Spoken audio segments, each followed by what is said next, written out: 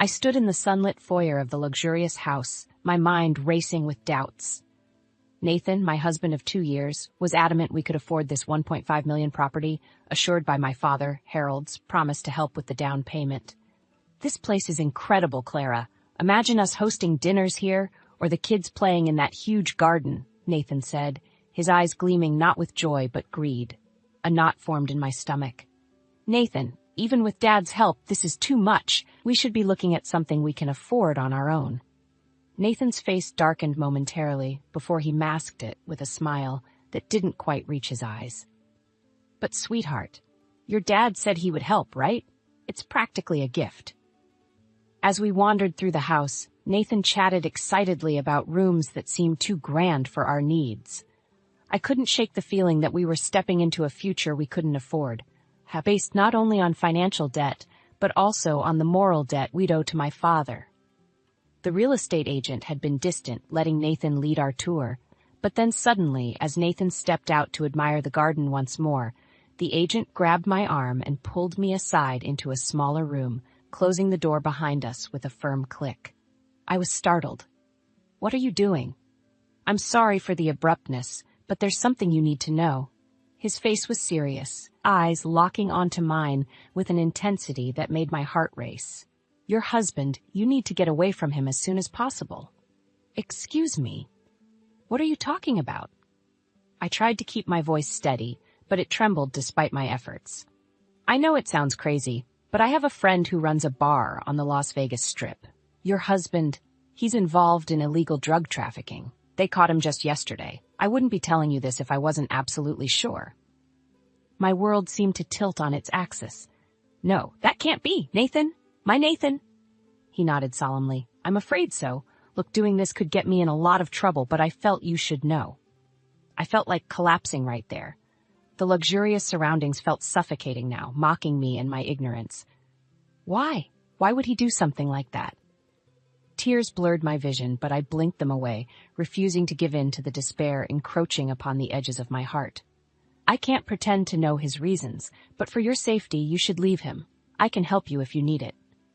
I shook my head, pulling away from his grasp. "No, I need to think." Stumbling out of the room, I barely registered the house around me. Nathan's figure appeared at the end of the hallway, his smile bright as he caught sight of me. "There you are. Did you see the walk-in closet? It's as big as our bedroom now." His cheerfulness, once endearing, now felt like a veneer over a rotting core. My heart ached as the man I loved, the man I thought I knew, seemed like a stranger before me. "Yes, it's lovely," I managed to say, my voice void of emotion. On our ride home, Nathan chatted nonstop about the house, oblivious to the storm raging inside me. With each word he spoke, I felt more detached, more resolved. The revelation had not only exposed Nathan's deceit, but had also unveiled a path I knew I had to take. I would leave Nathan, but not quietly, not without ensuring he faced the consequences of his actions. The challenge now was gathering the evidence and strength I needed to divorce such a man. Unbeknownst to Nathan, the facade of our marital bliss was about to crumble, and I would be the architect of his undoing. Months before the discovery, I remember Nathan casually proposing over dinner, not with a ring or a bended knee, but with a financial plan that involved my father's wealth. "You know, Clara, if we got married, your dad could help us out with the down payment for a house. It's a win-win for everyone," Nathan said, his fork paused midair. I remember staring at him, stunned. Is that your way of proposing to me?" The disappointment in my voice was unmistakable. Nathan seemed to realize his blunder and quickly tried to backpedal. No, of course not, babe. I mean, I do want to marry you, absolutely. But you know, the financials are important too, right?" The conversation left a sour taste in my mouth, yet the idea of marriage, of committing to a life with Nathan, overshadowed my concerns. I was in love, and perhaps I reasoned Nathan was just being pragmatic. We began house hunting soon after, but Nathan's criteria were clear, only listings above $1 million. "Clara, with your dad's help, we can afford these places. Think about the future, our kids," Nathan reasoned every time I objected. "But isn't it presumptuous to expect so much from my dad?" I protested, feeling uncomfortable with Nathan's entitlement to my father's hard-earned wealth. "Presumptuous? Clara, your dad loves you. He wants the best for us. Plus, when he's gone, all of this, he gestured vaguely around us, will be yours anyway. We're just getting a head start. I bit my lip, troubled by Nathan's callousness, but again, I rationalized it away. He was thinking about our future, wasn't he? Or was I just blinded by love? As the wedding approached, my doubts grew, but they were whispers against the louder voices telling me I was making the right choice. I brushed them aside, focusing instead on the beautiful ceremony and the promise of a shared life ahead. That life began to lose its sheen quickly after the vows. Nathan's nights out became more frequent, his dismissals of my concerns more curt. I'm just blowing off some steam before we settle down for good, he'd say. I should have seen it all coming. The late nights, the casual cruelties, the entitlement to my family's money, it was all building up to a revelation that would shatter the facade of our marriage. The warning signs were there, painted in bold strokes I chose to ignore. The night after the house viewing, lying next to Nathan, I felt the distance between us stretch into an unbridgeable chasm. His breaths were even and calm, but mine were ragged, uneven with the weight of my realization. I had married a stranger, a man who wooed me not with love but with calculative designs on my family's wealth. A man who, even now, laid plans in the dark. The urge to wake him, to confront him with accusations and demand answers, was strong. But the logical part of my brain held back, knowing I needed a plan, evidence, and an exit strategy. For all his faults, Nathan was not a fool. He would deny, redirect, and if pushed into a corner, he might grow dangerous. The real estate agent's warning rang true, and I knew I had to tread carefully. As I lay in the dark, plotting my next moves, a sense of clarity settled over me. Nathan's deception had unwittingly gifted me a purpose: to expose him and ensure he couldn't harm anyone else. The path before me was fraught with danger and heartache, but I was determined. Nathan would be exposed for who he truly was, and I would be the one to bring him down. It was a cold comfort, but it steeled my resolve as I planned my next steps in the early hours of the morning. The days following the house viewing were filled with tension. I trod carefully, pretending to be the dutiful wife, while secretly gathering evidence of Nathan's illicit activities. One evening, as we sat down for dinner, I decided to gently probe, seeking cracks in Nathan's facade. Nathan, have you thought more about the houses we saw? Maybe we should consider something less extravagant. Nathan, fork midair, paused and eyed me with a hint of suspicion. Why? Your dad is helping us out, right? We should aim high while we have the chance. I pressed on, concealing my growing disgust. But shouldn't we live within our means? It's not just about a house, Nathan. It's about being responsible, about not taking advantage of my father's generosity. For a moment, a flash of anger crossed Nathan's face, quickly replaced by a sickeningly sweet smile. Clara, honey, I'm just thinking about our future, about our kids. Don't you want the best for them? Of course, I do, I retorted, my voice steady despite the turmoil inside, but not at the cost of our integrity. Nathan laughed, a sound that once warmed my heart but now chilled me to the bone. Integrity won't put a roof over our heads or pay for our kids' schooling. Sometimes we have to be practical. The conversation was going nowhere, and I felt a deep sense of alienation. The man sitting across from me, sharing my table, my home, was a stranger. Days turned into weeks, and my discreet inquiries bore fruit. A contact of the real estate agent, willing to share information anonymously, confirmed my worst fears. Nathan was indeed involved in drug trafficking, using his late-night escapades as cover for his dealings. Armed with this information, I wrestled with my next steps. Confronting Nathan outright was risky without having a solid exit plan. But dancing around the truth, living a lie, was suffocating. I decided it was time to take action. While Nathan was out on one of his mysterious errands, I copied his phone logs and text messages. The evidence was damning. Conversations arranging meets, cryptic references to deliveries. It was all there. That night, as I lay next to him, pretending to sleep, I felt a resolve hardening within me. Nathan's breaths, once comforting in their regularity, now sounded like the ticking of a time bomb. The man I married, the man I thought I knew, was a criminal, and I could no longer turn a blind eye. The following day, while Nathan was at work, I made my move.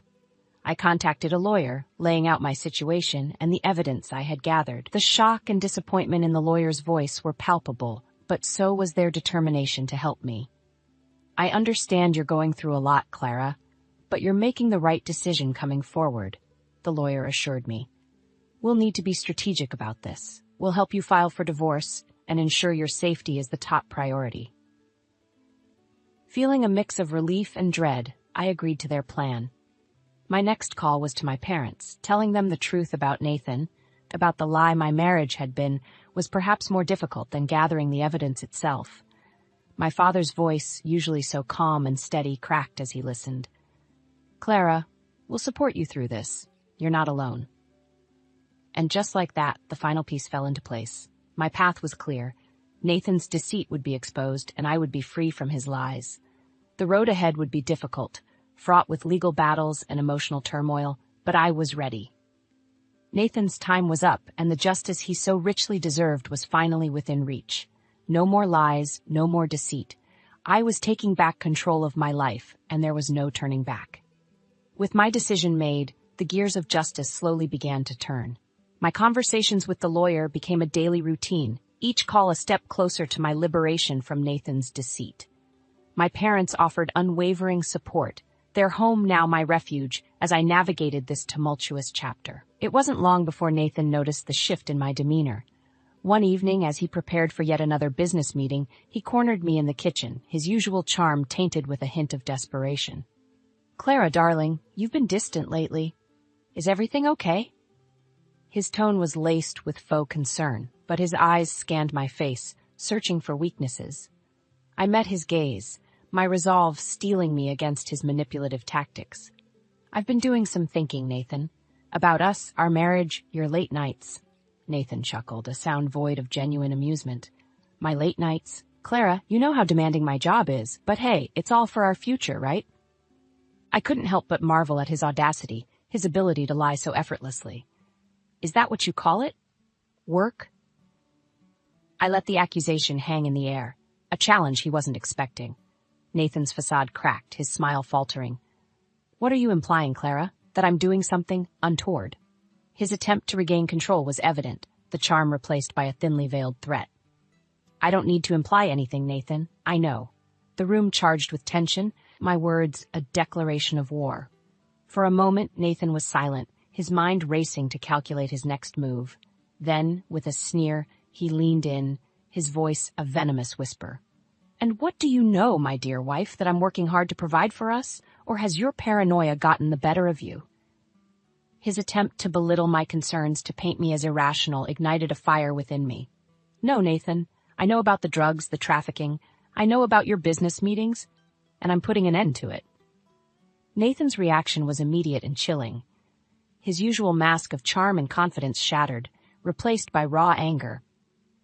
You have no idea what you're talking about. You're going to ruin everything over some baseless accusations?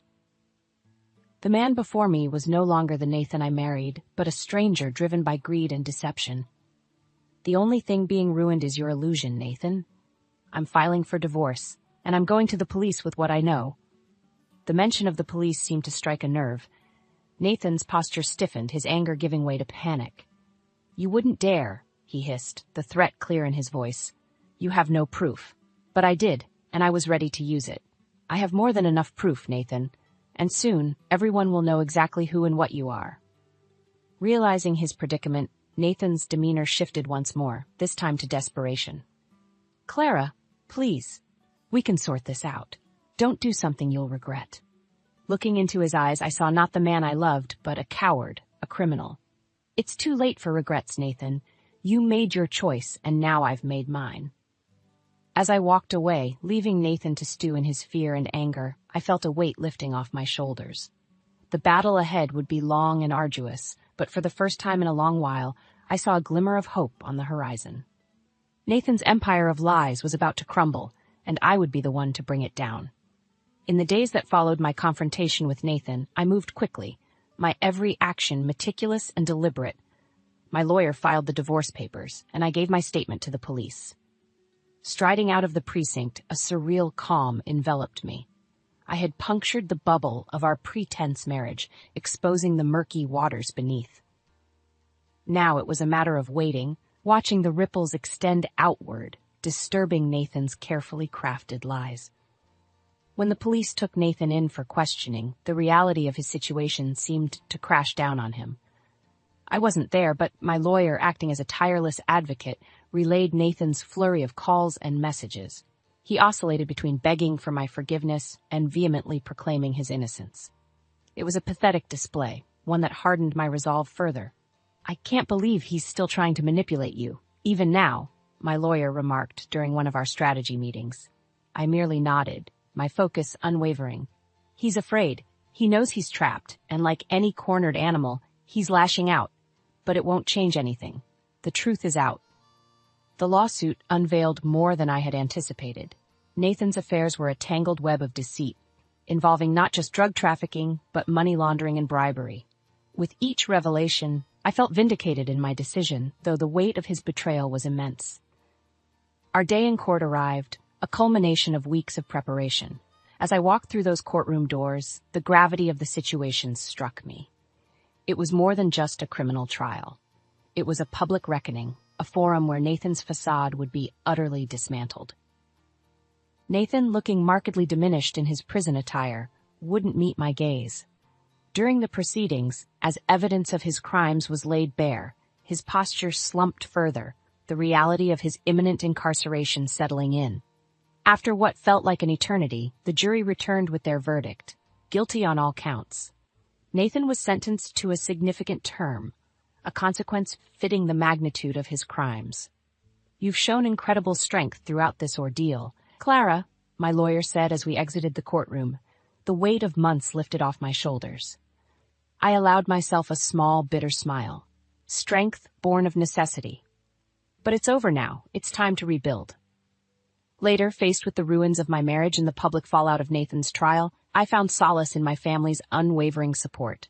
My father in particular proved to be my rock, his gentle wisdom guiding me through my darkest moments. "Clara, you've faced adversity with grace and courage," he said one evening as we sat in the quiet living room, reflecting on the tumultuous journey. "You're much stronger than you realize." Tears welled up in my eyes, not from sorrow, but from gratitude. "Thank you, Dad. I couldn't have done this without you. Without all of you." As days turned into weeks, Nathan's attempts to reach out became more desperate, more frequent. Letters arrived at my parents' house, filled with apologies, promises of change, attempts to invoke our past love. But that chapter was closed. His words, once capable of swaying me, now fell on deaf ears.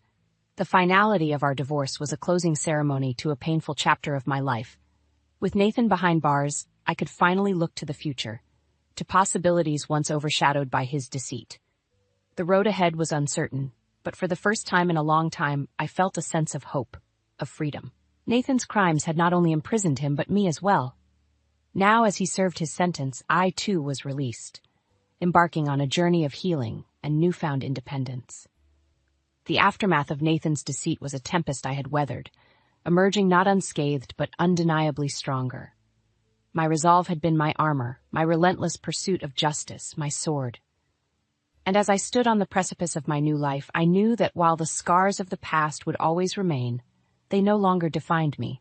In the following months, the stark reality of my situation began to truly settle. With Nathan incarcerated and our divorce finalized, the time had come to rebuild from the ruins he'd left behind. The journey wasn't easy. There were days when anger and betrayal clawed their way back into my heart, days when the loneliness felt unbearable.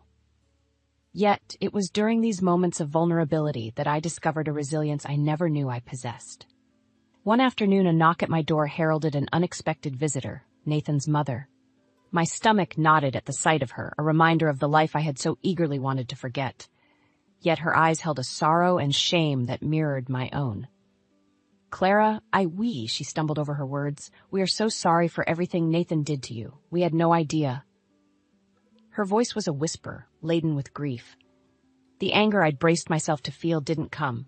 Instead, looking at her, a mother mourning the son she thought she knew, I found a semblance of pity.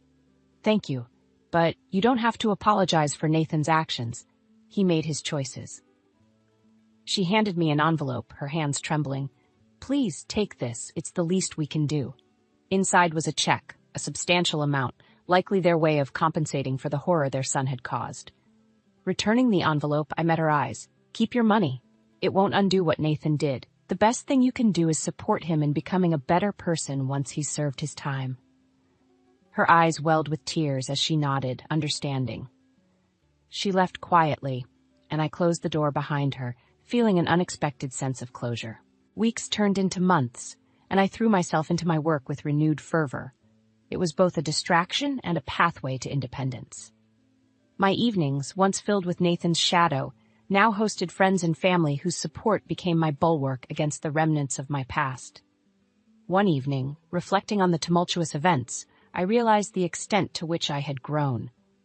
The naivety that once clouded my judgment had been seared away, leaving in its wake a sharper, more discerning eye. Nathan's betrayal, while devastating, had unwittingly gifted me a second chance at forging a future on my own terms. The door to love, I believed, had closed the day Nathan's lies came to light. Yet life, as I was learning, was unpredictable. Marcus, a colleague, evolved into a friend whose company became a balm to my bruised heart. Our relationship, built on mutual respect and shared experiences, gradually blossomed into something deeper. "I don't want to replace your past, Clara. I want to build a future where it's just a distant memory," Marcus shared one evening, his hand in mine, a promise shining in his eyes. And in that moment, I allowed myself to believe in the possibility of love, a love that was kind, genuine, and untainted by deceit. Nathan's shadow still lingered, a constant reminder of the scars I bore.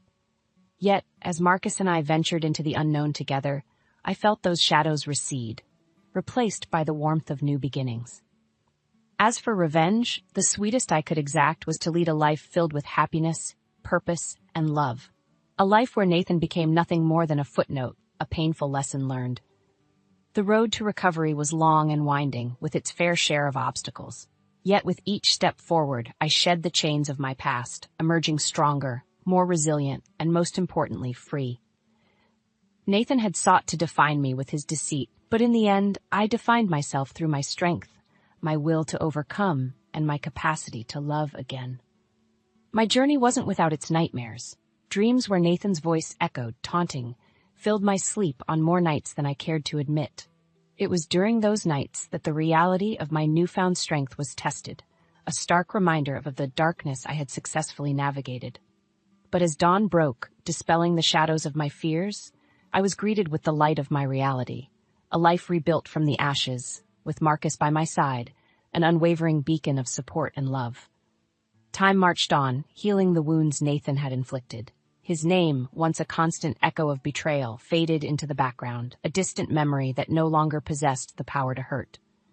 My work flourished, as did my relationship with Marcus, each day a testament to the resilience of the human spirit. It was a crisp autumn morning when the past decided to resurface. Nathan, having served a portion of his sentence, had been released on good behavior, a fact I came to know through an unexpected letter that found its way to me. His words, penned with an air of desperation and remorse, sought forgiveness, a plea for understanding and absolution. "Clara, I understand if my words bring pain, but please know I am deeply sorry for the heartache I caused. Prison has given me a lot of time to think, to regret, and to hope for a chance to make amends," the letter read. The trembling of my hands ceased as I read on. His words, designed to evoke sympathy, sparked a different reaction within me, a realization of just how far I had come and how little his apologies meant now. Marcus found me at the kitchen table, the letter discarded beside me. "What's wrong?" he asked, concern etched on his face as he took in my troubled expression. "It's Nathan," I began, my voice steady. "He's out and he's apologizing." Handing him the letter, I watched as Marcus's eyes skimmed the contents, his jaw setting in a firm line. "He has some nerve," Marcus muttered, his protective instinct flaring. "Are you okay?" I nodded, a sense of peace settling over me. "I am." His words, they don't have power over me anymore. I've moved on, more than I thought possible. Marcus enveloped me in his arms, a bastion of comfort and strength. That's all I needed to hear. In that embrace, I felt the final tether to my past dissolve, the final act of Nathan's drama concluding without aplomb.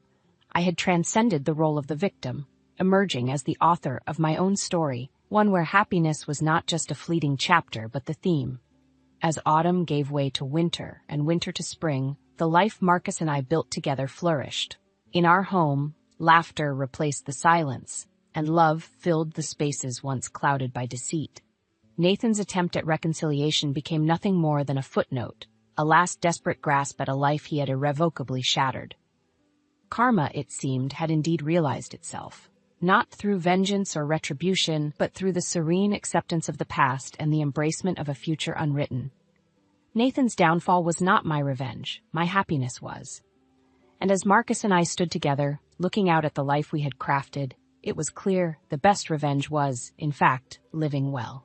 Our journey hadn't been easy, fraught with pain and heartache, but standing on the other side, I knew with resolute certainty we had triumphed.